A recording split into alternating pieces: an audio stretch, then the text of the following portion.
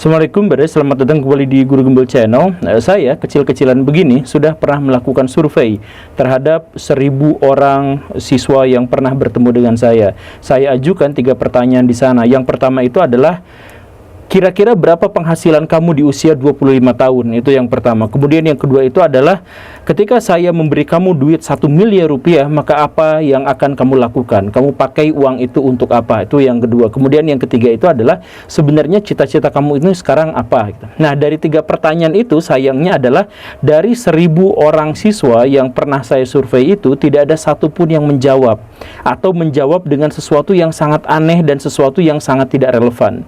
Nah, sekarang saya tanyakan kepada Baraya, seandainya Baraya punya 3 pertanyaan itu, yaitu 5 tahun dari sekarang Baraya akan memiliki penghasilan berapa? Kemudian yang kedua, seandainya saya kasih Baraya duit 1 miliar rupiah atau misalkan 5 miliar rupiah, Baraya akan gunakan itu untuk apa? Dan yang ketiga, sebenarnya apa cita-cita Baraya sampai sejauh ini? Ya, ini pertanyaan-pertanyaan ini ternyata telah membuka sebuah masalah besar dalam sumber daya manusia di Indonesia. Simak videonya sampai tuntas. Sambil intro, silahkan jawab di kolom komentar.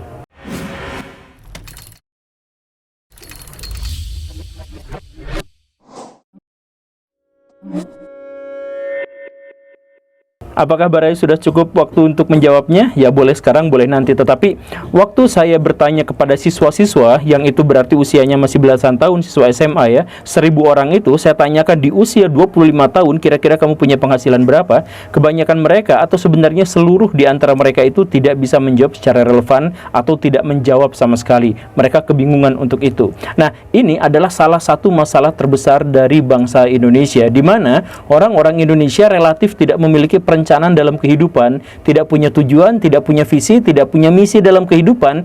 Jadi apa yang mereka lakukan selama ini?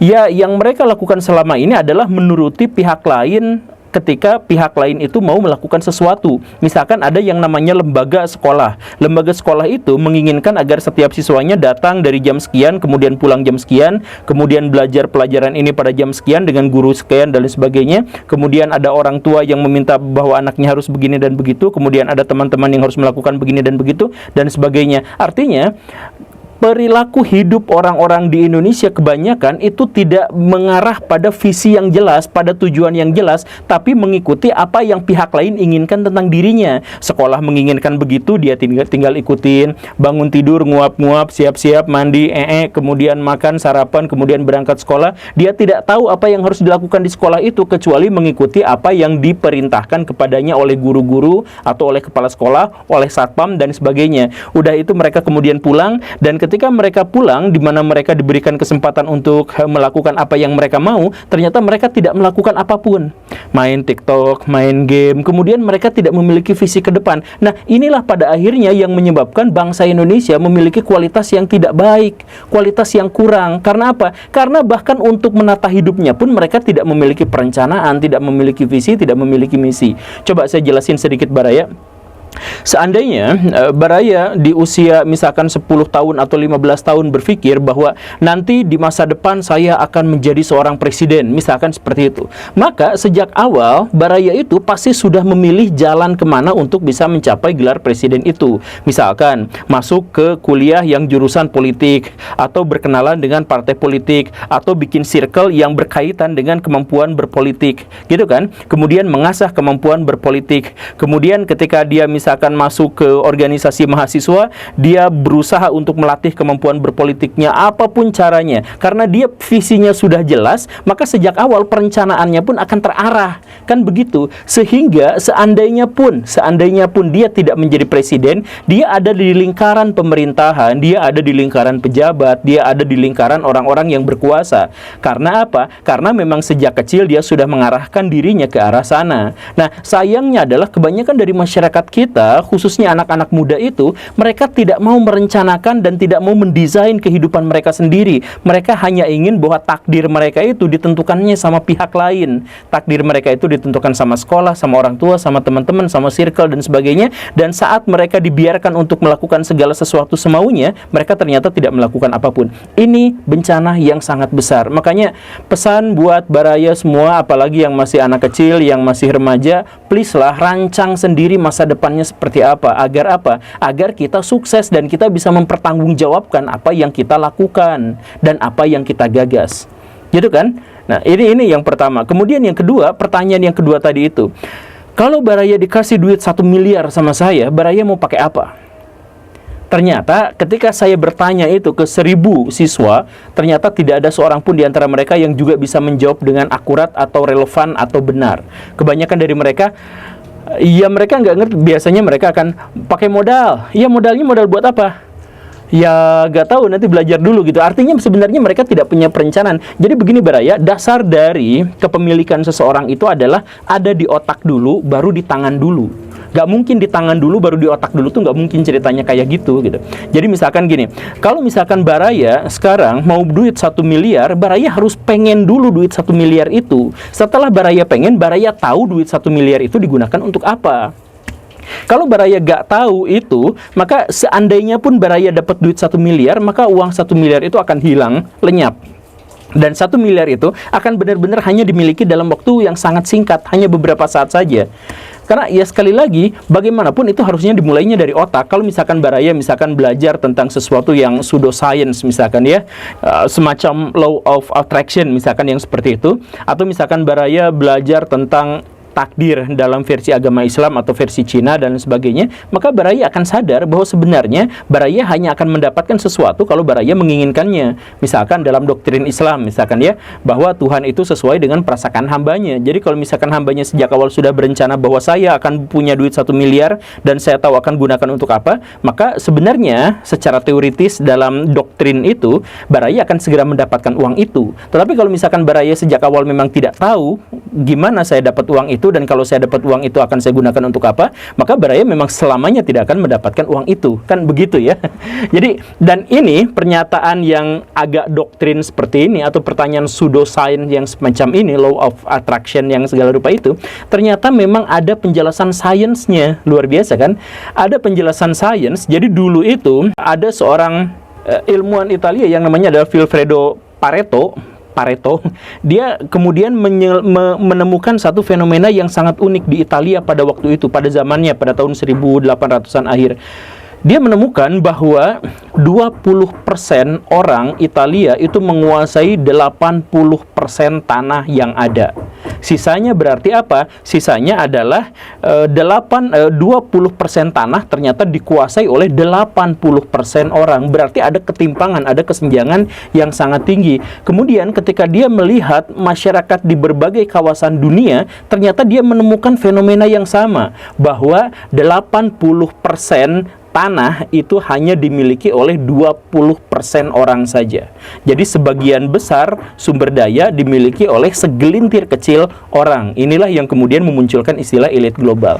Nah, ini kemudian dia akhirnya memunculkan sebuah pernyataan yang disebut sebagai prinsip Pareto, yang mengatakan bahwa 80% akibat itu disebabkan oleh 20% sebab saja. Jadi misalkan kalau misalkan Baraya di penerbangan, ini penerapan prinsip Pareto ya. Kalau Baraya ada di sebuah penerbangan, maka penyebab kecelakaan kalau dihitung ada 100 misalkan, maka 80% kecelakaan itu disebabkan hanya oleh 20% sebab. Kurang lebihnya begitu. Untuk banyak hal begitu ya. Ini sebenarnya ada hitungan matematisnya dan sebagainya, tapi prinsipnya seperti itu. Nah, prinsip Pareto itu kemudian ditindaklanjuti oleh Marshall Silver, yang kemudian bikin sebuah penelitian baru di mana dia membuat sebuah skema simulasi. Ceritanya adalah ternyata di tahun 2016 kemarin itu, dia menulisnya jauh sebelum itu, tetapi dia memproyeksikan di tahun 2016 90% kekayaan global itu dikuasai oleh 5% manusia, dan 1% diantaranya itu menguasai 50% dari kekayaan global. Jadi ini adalah dampak dari kapitalisme. Dampak dari kapitalisme itu adalah kesenjangan sosial dan kesenjangan ekonomi yang sangat ekstrim. Nah, dia sampai menyebutkan 1% manusia di seluruh dunia ternyata sudah menguasai 50% aset global. Begitu ceritanya. Nah, ini nampak tidak adil, tetapi kemudian dia bikin simulasi. Seandainya uang yang ada di seluruh dunia, aset yang ada di seluruh dunia, dan sumber daya yang ada di seluruh dunia itu ditumpuk jadi satu, kemudian disebarkan kepada manusia secara merata, semuanya benar-benar rata, maka dalam waktu 5 tahun saja komposisi keuangan itu sudah akan kembali ke posisi semula, di mana ekonomi global tetap akan dikuasai oleh 5% manusia dan 1% diantaranya menguasai setengah ekonomi global. Begitu. Nah, kenapa bisa seperti itu? Karena yang paling penting sebenarnya bukan kepemilikannya, tetapi mindsetnya. Mindset kaya dan mindset miskin. Begitu. Nah, termasuk dalam hal ini, kalau misalkan Baraya sejak awal tidak pernah tahu dan tidak pernah merencanakan seandainya saya punya duit 1 miliar, dan seandainya duit 1 miliar itu saya miliki lalu saya gunakan untuk apa, seandainya Baraya sama sekali nggak kepikiran soal itu, maka Baraya akan benar-benar tidak akan memiliki uang itu. Bahkan seandainya Baraya memang memiliki uang 1 miliar itu, uang itu akan menguap hilang dalam waktu beberapa saat, kurang dari 5 tahun sebelum Baraya benar-benar bisa memanfaatkannya.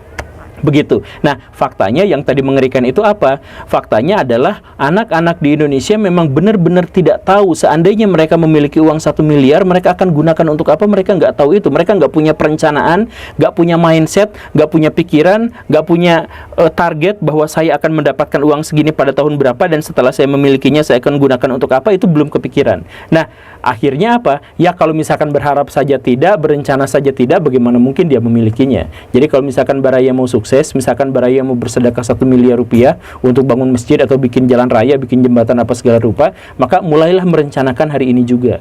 Itu yang pertama kan. Dan itu yang kedua, maaf. Dan yang ketiga itu adalah saya bertanya kepada siswa-siswa yang pernah saya ajar, 1000 orang di sana. Saya tanyakan, apa cita-citamu kamu sekarang? Ternyata jawabannya adalah, ya, jawabannya tidak jelas juga. Misalkan saya pada waktu itu mulai menghitung sedikit demi sedikit bahwa kebanyakan perempuan bercita-cita ingin membahagiakan papa dan mama, ingin membahagiakan orang tua, ingin membahagiakan keluarga, begitu. Sedangkan laki-laki kalau ditanya ingin sukses, pengen menjadi pengusaha. Itu sebenarnya adalah apa ya? Itu lip service aja. Sebenarnya dia tidak punya cita-cita. Kalau cita-cita itu nggak gitu. Kalau misalnya cita-cita itu bukan saya ingin membahagiakan orang tua, bukan, itu kewajiban aja, itu adalah kewajiban etika dan moral kita. Sebenarnya gimana cara membahagiakan orang tua? Apakah dengan ngasih mereka rumah yang sangat banyak? Apakah memberikan kepada mereka ketenangan batin? Apakah menghajikan orang tua walaupun mereka nggak mau gitu? Dan sebagainya, kan harus dibuat detail. Cita-cita itu memang harus lebih detail. Jadi kalau misalkan saya tanya kepada siswa-siswa saya yang laki-laki itu, kan kebanyakan dari mereka menjawab bahwa saya pengen jadi pengusaha sukses. Saya tanya langsung, pengusaha apa? Mereka langsung hening. Karena apa? Iya, karena memang tidak merencanakan itu, tidak memahami bahwa ke depan saya harus bagaimana. Seperti yang tadi saya jelaskan, kebanyakan anak-anak di Indonesia tidak punya visi, dan apa yang mereka lakukan sehari-hari karena dituntut sama pihak lain. Betapa tidak independennya, betapa tidak memiliki visi kehidupannya. Kan bahaya. Inilah salah satu yang menyebabkan sumber daya manusia di Indonesia lemah, tidak baik, gitu kan. Dan yang lebih buruknya lagi apa? Kan di Indonesia itu agama itu dihargai sedemikian rupa gitu, katanya begitu kan. Dan kemudian salah satu dari nilai agama itu adalah bahwa setiap orang dipersilahkan untuk berdoa kepada Tuhan, mengajukan harapan yang ingin dicapainya, begitu kan. Nah, tetapi ternyata bahkan berdoa pun kita tuh gak pernah gitu. Emang kan kita gak pernah, misalkan ya, waktu sekolah, setiap awal masuk sekolah, KM akan mengajak siswa-siswa untuk berdoa. Nah, sikap berdoa, yang kayak gitu kan. Nah, ternyata apakah mereka berdoa? Tidak. Ya, yang muslim khususnya misalkan ya, yang muslim ketika saya lihat silakan berdoa, banyak di antara mereka yang berdoa Al-Fatihah. Ya udah selesai dengan cepat kayak gitu, nggak kayak ini. Kemudian udah selesai, beri salam. Ya udah selesai di situ. Nah, itu kan bukan berdoa. Berdoa itu Baraya punya harapan, sampaikan kepada Tuhan atau sampaikan kepada entitas yang menurut Baraya memang berkuasa itu ya. Kalau misalkan bukan bertuhan atau apa gitu kan. Itu namanya berdoa itu kayak gitu kan. Baraya punya harapan, sampaikan. Ini mah enggak. Disuruh berdoa malah baca Al-Fatihah. Kan kalau misalkan yang beneran itu, kalaupun ada Al-Fatihahnya ya, Baraya berdoa, ajukan permintaannya, permohonannya apa, baru fi barakatu umul Quran Al-Fatihah, kan begitu kan. Jadi setelah Baraya menyampaikan doanya apa, kemudian menggunakan jalur keberkahan dari surat Al-Fatihah. Jadi surat Al-Fatihah itu adalah jalur keberkahannya. Baraya mau minta berdoanya seperti apa, kan gitu. Nah, ya memang secara sains sampai sejauh ini belum ada korelasi antara terwujudnya sebuah harapan dengan doa yang disampaikan. Itu nggak ada. Sains sampai sekarang belum bisa menebak itu. Tetapi sebenarnya secara rasio itu masuk akal. Karena setiap seseorang itu memiliki harapan, memiliki cita-cita, maka dia cenderung akan fokus ke situ, dan dengan cara tertentu, dengan mekanisme tertentu yang sepenuhnya tidak diketahui oleh kita, maka mekanisme itu biasanya akan mewujud dalam solusi-solusi atas masalah itu. Makanya kalau misalkan Baraya ingat-ingat gitu ya, banyak sebenarnya doa-doa yang Baraya ajukan dan doa itu rada ngotot, itu sebenarnya terwujud kan. Ya sekali lagi sains belum bisa memverifikasi itu, belum bisa mengkonfirmasi itu. Tetapi setidaknya kita meyakini, orang-orang yang beragama meyakini itu. Dan masalahnya adalah bahkan untuk berdoa pun kita tidak, karena kita gak punya harapan, gak punya cita-cita, gak punya apa. Kita hanya berdoa kalau kepepet. Padahal berdoa ya kan bebas aja, berdoa mau sampaikan apa, tapi gara-gara kita nggak punya perencanaan, nggak punya apa, akhirnya kita nggak bisa jadi apa-apa. Oke, Baraya, video ini saya harap menjadi pendek, tapi saya harap Baraya dengan ini, Baraya mulai dari sekarang berharaplah, bercita-citalah, merencanakanlah bahwa misalkan saya target menikah di usia 25 tahun, ketika saya sudah punya mobil Pajero Sport 3 biji, sudah punya rumah dan ada kontrakan dan ada kolam renangnya yang di dalamnya penuh dengan piranha dan buaya. Misalkan Baraya silahkan aja berharap bertarget seperti itu gitu.